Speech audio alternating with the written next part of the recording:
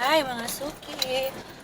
Ngayon ay punta muna tayong mag-inject ng mga yung binenta namin na biik nung nakaraan dito sa Guerrera Farm. Tignan nyo naman.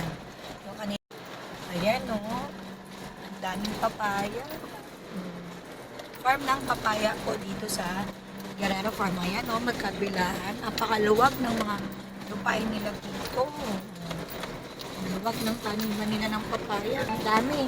Dito ko po binibili yung yung mga papaya na binibenta ko dun sa pwesto nung nakaraan. Sa ngayon kasi walang harvest.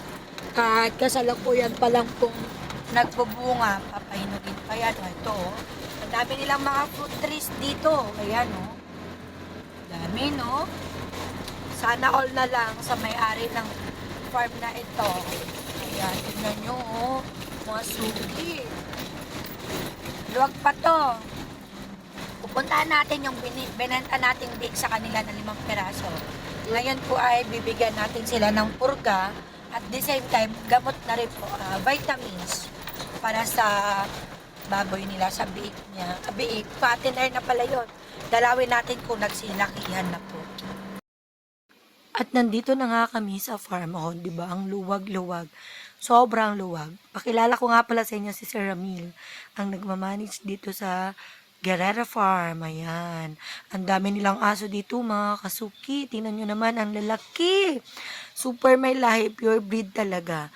Ayan, ganyan kararami yung pagkain dahil kung ilan yung bilang ng pagkain, yun po yung bilang ng mga alaga nila. 'Di ba? Ang dami. Meron pa dito, oh. Lahat po ng makikita nyo dito sa part na to, mga aso din po nila. Yung iba po dyan, buntis. Ikaw ba, kasuki, kapag nakikita mong gantong mga aso at sasalubong sa'yo, tutuloy ka pa ba? Ganyan kalalaki at nagsisipagtalunan, nakala mo mga unggoy, nagsisiakyatan, so nakakatakot, di ba? Grabe, winang na windang para ayaw mo nang lapitan. Ayaw mong lumapit sa lugar pag ganun. At ito naman, oh, tingnan nyo naman. Sana all. Bahay lang ng kambing. Pagsilungan lang ng kambing, kala mo bahay ng laki. Sementado pa nga. Saan ka pa? At meron din po sila ditong alagang mga native para pag ano sila ng litsunin ay talagang meron ng libreng pang lechon. Ayan na po at na-surprise ako.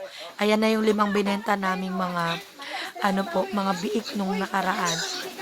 Imagine, mag almost 2 months pa lang yung mga yan.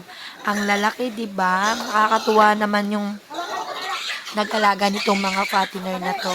Mag 2 months pa lang pero good for lechonin na sila. Ayan. Instead na bibigyan ko sana sila ng vitamins dyan, ay ng vitamins. Pinurga ko na lang po at talagang hindi talaga kakayanin yung pagbabaksin at talagang nagkakagulo. 4 pa sila yan nahawak. Naawa talaga ako sa mga fattener dyan, sa mga baboy dahil parang feeling ko na stress. Kaya sabi ko, bitawan niyo, bitawan. Pero yung itong isa, pinigilan nila. Sorry na, nakaharang si Sander talaga naman. Yung nag-video ka pero nakaharang. Oh, bago maalala niya, meron palang camera. O, ayan, nabaksinan na namin yung isa. At merong 2 nakapigil dyan. Isa na din ako, pangatlo ako. Binuhat nila nilipat. Pero dahil naaawa nga ako sa mga baboy, dahil tingnan nyo naman ang itsura ng mga baboy, oh, naka-freeze. Freeze sila. O, di ba nakikiramdam sila kung sino na naman ang isusunod na hawakan. Naawa ako kasi parang pili ko na stress talaga yung isang baboy na yun.